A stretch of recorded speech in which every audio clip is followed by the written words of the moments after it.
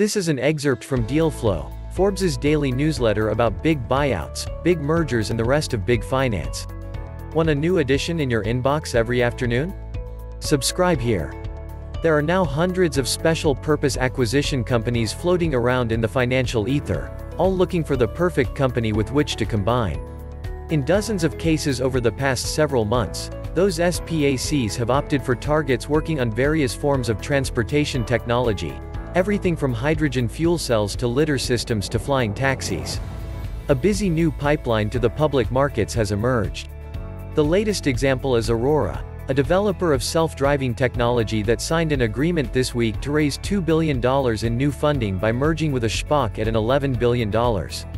It's one of the largest blank check deals involving a transportation company to date, and one befitting Aurora's pedigree. Led by executives who formerly worked on autonomous technology at Google, Tesla and Uber, Aurora had previously raised around $1 billion in prior venture funding.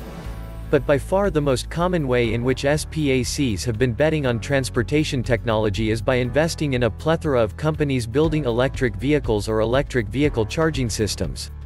And so far, when those EV companies have plugged into the public markets via blank check mergers, the results have been ugly. I found 15 EV startups that have gone public after completing SPAC deals since the beginning of 2020. 14 of them have seen their stock prices decline by more than 10% since the day they began trading. And 8 of them, more than half, have suffered stock declines of more than 40%. The ignominious list includes Nikola and Lordstown Motors, two companies whose shares prices have cratered after allegations of misleading investors were raised by an activist short seller. Nikola's stock has plunged 81% since it began trading, the worst fall suffered by any name in this group, knocking some $20 billion off its market cap.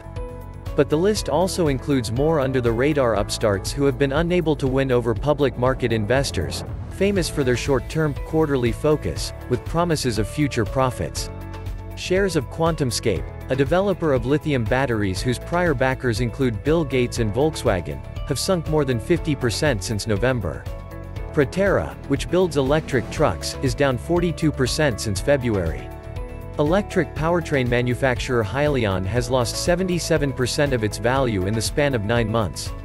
I could keep going on with this brutal accounting, but you get the point.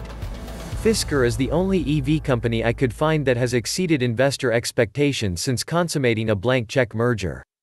And while the damage is deepest in the EV space, other mobility segments have also struggled in their post-SPAC phases. Luminaire, Innoviz Technologies, Ouster and Ava are 4 companies working on litter technology that have gone the SPAC route.